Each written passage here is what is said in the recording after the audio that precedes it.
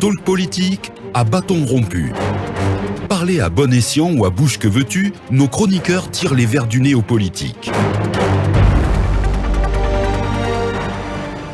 Vous le voyez à l'écran, bien sûr, vous qui nous suivez via la page Facebook de Film Guinée, Fodé Baldé est notre invité cet après-midi. Il est le responsable de la communication de l'Union des forces républicaines, parti dirigé par l'ancien Premier ministre Sidi Touré.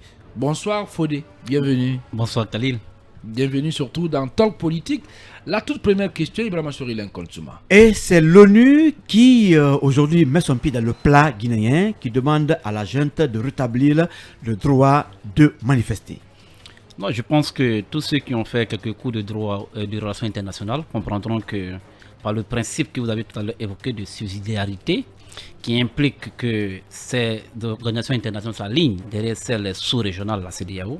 Donc, on n'est pas étonné que l'ONU aussi emboîte dans le même emboîte les pas à la CEDEAO. Donc, c'est une pratique des relations internationales qui est ici observée. C'est une pratique qui est aussi observée. Alors, cette question banale, bien sûr, on vous entend rarement. Vous êtes maintenant le responsable de la communication de l'UFR. Comment vous voyez la conduite de la transition par le CNRD?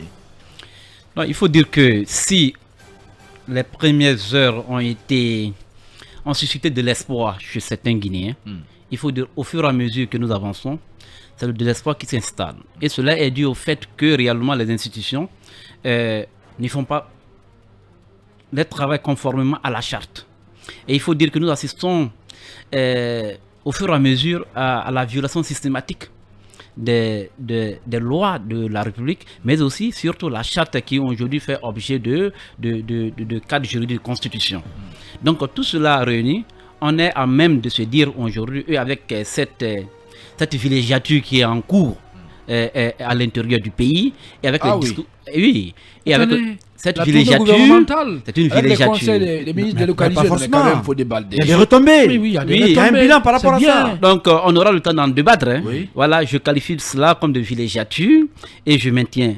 Prenez le dictionnaire là-bas. Donc, à côté de cela, ce qu'on peut noter aussi, c'est aussi cette communication, les communications auxquelles nous avons assisté depuis l'intérieur du pays, qui ne sont pas vraiment des communications susceptibles de renforcer la cohésion et de renforcer la paix dans notre pays. On comprend par là que réellement il y a Vous faites allusion à la communication du Premier ministre? À la communication du Premier ministre, la communication du ministre de l'administration du territoire.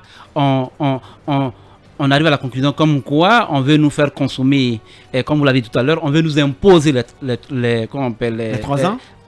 Est-ce que c'est les 3 ans maintenant? Puisque ça fait maintenant bientôt 9 mois qu'ils sont aux affaires. Donc on est tenté de se dire maintenant les 4 ans. Donc pourquoi pas au-delà? Donc on a l'impression qu'il y a vraiment une volonté de s'imposer aux Guinéens. Et c'est ce qui est regrettable parce que, à la vérité, les Guinéens n'accepteront pas qu'on leur impose vraiment, qu'on s'impose à eux. Parce que nous venons de très loin. Nous avons lutté pour ces valeurs de démocratie. Nous avons lutté pour cette alternance et nous allons l'obtenir vaille que vaille. Parce qu'à la vérité, les Guinéens n'accepteront pas qu'on leur impose une conduite à tenir. Si cela n'est pas en phase avec les normes qui garantissent et qui régissent le fonctionnement de notre pays. Est-ce que c'était mauvais de tenir des conseils de ministres à l'intérieur du pays?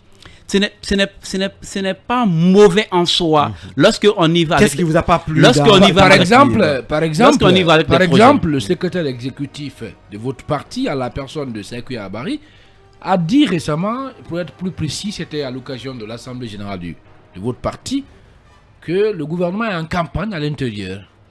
Donc, je pense que j'aborde dans le même sens que lui, parce que tout simplement, quand on écoute les discours qui sont tenus à l'intérieur du pays, on est en droit de se dire que réellement, ils sont dans une sorte de campagne à l'intérieur du pays, parce qu'ils essaient d'expliquer la nécessité pour les Guinéens d'accepter la durée que eux, ils veulent imposer aux Guinéens. Donc, on est à même de se dire cela. Et aujourd'hui, à la vérité, si cela était bien préparé, c'est-à-dire, il partait avec un cahier de charges bien défini, qu'est-ce qu'on fait à Zérekoré? Ce n'est pas aller rencontrer les gens, savoir, parce que j'ai entendu dire que c'est pour aller toucher des doigts les réalités du pays. A-t-on besoin d'aller toucher des droits des retraités Oui, du pays bien sûr. Non, si vous Souvent- permettez, non, attendez. que fait-on Des fois, moi, je ne vous comprends pas, vous les politiciens. fait-on? Mais à un moment donné, il faut arrêter quand Que même. fait-on? Souvent, vous le dites, que Si vous le permettez- gouvernement est cantonné à Conakry. Si vous permettez- Il ne va pas à l'intérieur, si vous il est permettez, coupé. Mais quand même, faut Que dire. fait-on Faudrait. que fait-on du principe de la gouvernance dans ces déclinaisons qui sont, en un mot, la décentralisation Oui, et mais la c'est pas mauvais. déconcentration? C'est pas mauvais. Je pense très bien, si vous permettez. Oui, vous permettez. oui. Alors, il peut aller, si il veut toucher les réalités, c'est pas Zéro Corée qui connaîtra les réalités de la région des Zéro Corée. Ah bon? Oui, c'est pas Zéro Corée. Comment ça? Oui, parce qu'il faut que, par exemple, il parte par exemple à Lola. Ce n'est qu'un début. Non, en fait, C'est en soi, je dis encore une fois, lorsque on a pris la peine de mettre en place des institutions déconcentrées, décentralisées, il faut leur permettre de jouer leur rôle. Je pense très bien que même il y a un maire d'une commune de Conakry qui s'est indigné du fait qu'on ne permet pas de travailler conformément au code des collectivités Le maire locales. l'un des maires de l'UFR, c'est ça? Donc, de passage. Donc, ce que j'aurais souhaité dans le cas des acteurs de l'intérieur qui partent avec un cahier des charges, mais ce n'est pas le cas. Au contraire, nous avons assisté à des communications, dont celle du ministre du MATD, qui a été formel là-dessus. Il a dit ceci. Essayant d'expliquer aux populations ce pourquoi on récupérait les biens de l'État, entre Surtout guillemets, de Sidia et de Cellou Dalein. surtout du président Sidia et, il a mentionné et du leur président, nom. et Oui, du bien président sûr. Cellou Dalein. Bien sûr. Donc, non seulement l'affaire du président de la région du président Cellou était pendant devant la justice. Malgré cela, ils se sont permis de démolir sa résidence. L'affaire de la région du président Sidia Touré est actuellement pendant devant la justice. Mais le ministre du MATD nous a mené aujourd'hui à comprendre que ce qui se disait dans les couloirs, c'est-à-dire les rumeurs que nous avons obtenues ici et là, sont désormais vérifiées. Oui, parce qu'il dit qu'il a dit clairement ceci. que quel que soit, l'issue, l'État va récupérer ces domaines. Oui. Ça veut dire qu'il y a une volonté manifeste de vouloir nuire à ces deux hauts responsables de notre pays. Et c'est chose que l'opinion doit comprendre. Parce que réellement, désormais, la justice se résume à leur bon vouloir, à leur volonté de faire. Parce que tout simplement, même si la justice reconnaît le droit de propriété de la région du président Sidia Touré sur, qu'on appelle à la minière, pour lui, une autre procédure serait engagée pour cause d'utilité publique. Donc cela veut tout simplement dire que lui, sa vocation, c'est quoi? Faire sortir du président Sidia Touré du terrain qu'il a acheté à l'État conformément à la loi. La loi, qu'on appelle le code domanial et foncier de 92, et qu'il a bâti là sa résidence à ses frais, et qu'il sorte là parce que lui, Mori Kondé, voudrait qu'il sorte là. Mais et pourtant, d'autres Guinéens ont bénéficié des mêmes décrets qui sont maintenus sur leur propriété. Comment comprenez-vous cela? Non, c'est ce que je dis. Je dis, c'est une haine. Je pèse très bien mes mots. C'est une haine orientée et directionnelle envers ces deux leaders. C'est Louis Sidia. Et c'est ce qui est regrettable. Parce qu'on a l'impression que dans ce pays, on veut nuire aux personnes de valeur. Attendez. Des personnes qui sont battues. Est-ce que vous soupçonnez, disons, le CNRD de vouloir empêcher ces deux personnalités, en tout cas, à être candidats aux prochaines élections? À la lutte vont les choses. Les rumeurs font état de ce que vous venez de dire. Je pense très bien que vous l'avez certainement attendu de certaines personnes. Nous attendons des propos, mais on n'aime pas se fier à cela. Parce que personne ne peut dans ce pays élaborer une loi qui mettrait ces deux leaders à l'écart d'une compétition électorale. Ça ne serait pas accepté parce que la loi, elle est impersonnelle. Alors, les manifestations sont interdites. À moins qu'on veuille mettre de côté le caractère impersonnel de la loi pour faire des lois, encore une fois, comme c'est fait dans le cas de la récupération des biens, c'est-à-dire des lois orientées et directionnelles. Alors, une dernière question. Les manifestations sont interdites par le CNRD. Qu'est-ce que vous comptez faire?